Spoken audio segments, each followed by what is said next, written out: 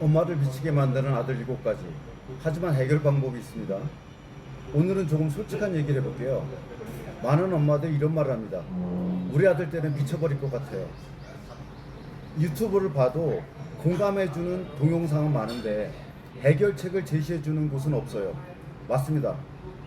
그런데 여기서 해결책을 제시해줄 수 있습니다.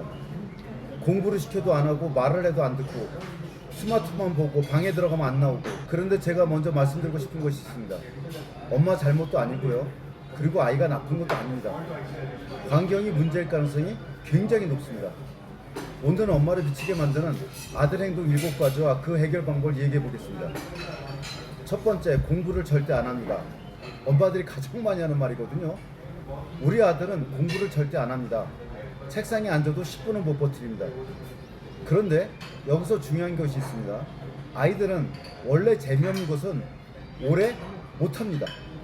그래서 공부를 안 하는 것이 아니라 공부 그 자체나 공부를 둘러싼 환경이 재미가 없는 것일 수 있습니다.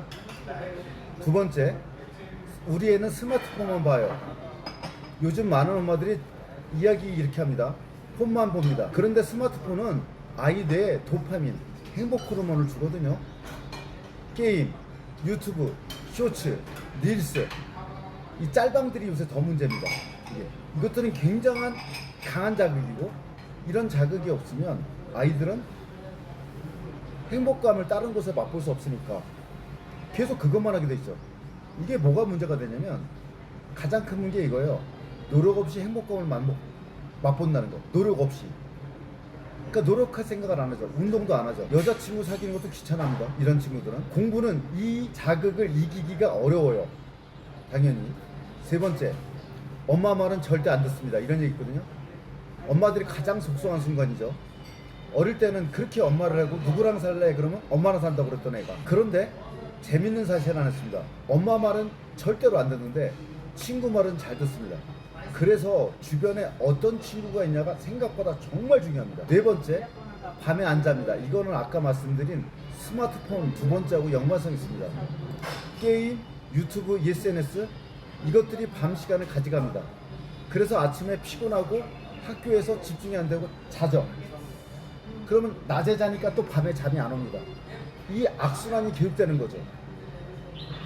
다섯 번째, 방에서 안 나옵니다. 왜냐면 이것도 다 두 번째, 네 번째하고 다 연결된 게 다 폰이에요.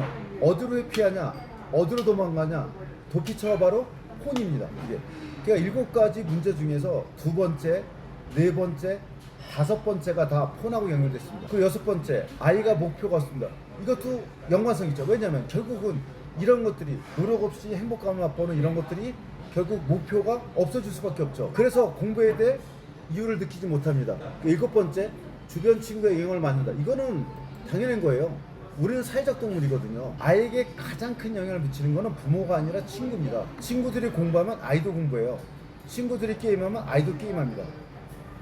그래서 결론은 뭐냐? 그래서 제가 항상 얘기합니다. 아이 문제가 아니라 환경 문제입니다. 환경이 바뀌면 아이 행동이 바뀝니다. 공부하는 친구가 옆에 있거나 질문하는 친구가 있거나 토론하는 친구가 있거나 이런 환경에서는 공부가 자연스럽습니다. 그러니까 환경을 바꿔줘야 되고요. 이 환경을 바꿀 때 가장 좋은 게 뭐냐? 아이비 교육이 가장 좋습니다. 왜냐면 외우는 공부가 아니라 외우는 공부는 재미가 없습니다. 이 친구들한테 외우는 공부를 시킨다? 절대 할 수가 없습니다. 생각하는 공부를 시켜야 됩니다. 질문하고 토론하고 글을 쓰고 발표하고. 그래서 아이들이 수동적으로 하는 것이 아니라 능동적으로 하게 되는 그런 공부를 시키려고 해야 되거든요. 그래서 엄마들이 아이를 바꾸려고 노력하는데, 하지만 아이를 바꾸는 것은 엄마 잔소리가 아니라 환경입니다. 다시 한번 강조합니다. 아이를 바꾸는 것은 엄마 잔소리가 아닙니다. 사이만 멀어져요. 환경입니다.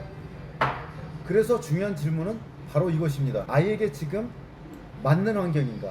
아니면 다른 환경을 만들어줘야 되는가? 제가 마지막 멘트를 날리겠습니다.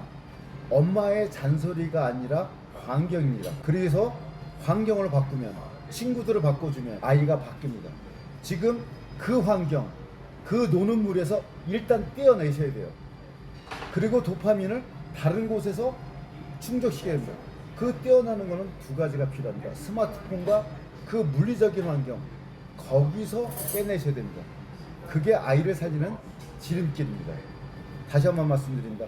잔소리가 아니라 환경, 그 무리에서 먼저 떼어내시고 도파민을 다른 곳에서 맛봐야 되고, 물리적 환경뿐만 아니라 폰 자체를 없애버리거나 폰을 쓸 수 없는 그런 환경에 아이를 만들어 놔야 됩니다.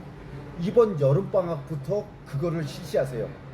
그렇지 않으면 아이 인생은 노답입니다.